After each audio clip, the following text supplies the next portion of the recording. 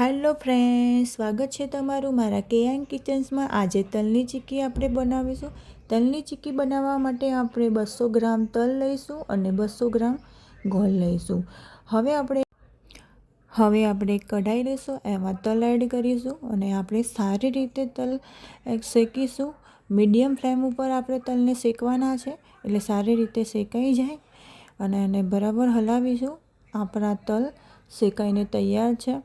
હવે આપણે એને પ્લેટમાં કાઢીશું અને 10 મિનિટ માટે સાઈડમાં રાખીશું।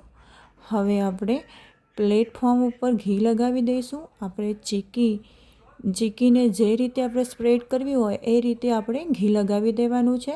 હું રાઉન્ડમાં કરવાની છું, એટલે રાઉન્ડમાં લગાવેલું છે। હવે વાટકી ઉપર ઘી લગાવીશ।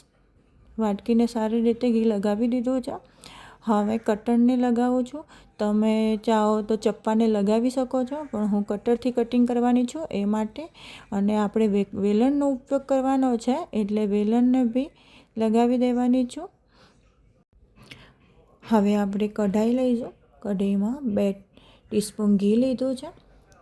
હવે ઘીને ગરમ થવા દઈશું અને એમાં ગોળ એડ કરીશું અને ગોળને શેરી પણ શકો છો તમે, પણ મેં નાના નાના ટુકડા કરીને લીધેલો છે।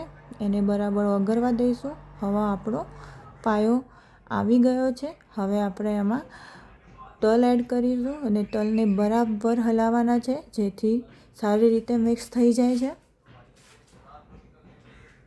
જો આપણા તલ મિક્સ થઈ ગયા છે। હવે એને જે પ્લેટફોર્મ ઉપર ઘી લગાવ્યું છે એ પ્લેટફોર્મ ઉપર એને આપણે ફેલાવી દઈશું।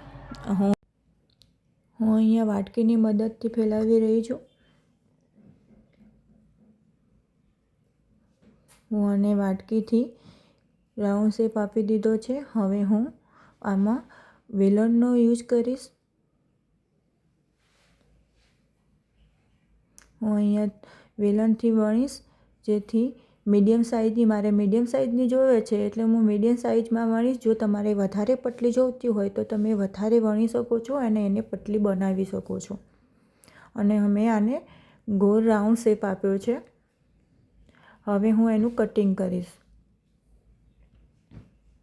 ગરમ હોય એમાં કટિંગ કરી દેવાનું, એટલે આપણને તકલીફ ના પડે। અને આને 10-15 મિનિટ રહેવા દેવાનું, એટલે આપણી ચીક્કી ક્રિસ્પી બની જાય। જો તમારે આ રેસીપી બનાવવી હોય તો તમે બનાવી શકો છો। અને જો તમને આ રેસીપી પસંદ આવી હોય તો તમે લાઈક, સબસ્ક્રાઈબ અને શેર કરી શકો છો। તમે જોઈ શકો છો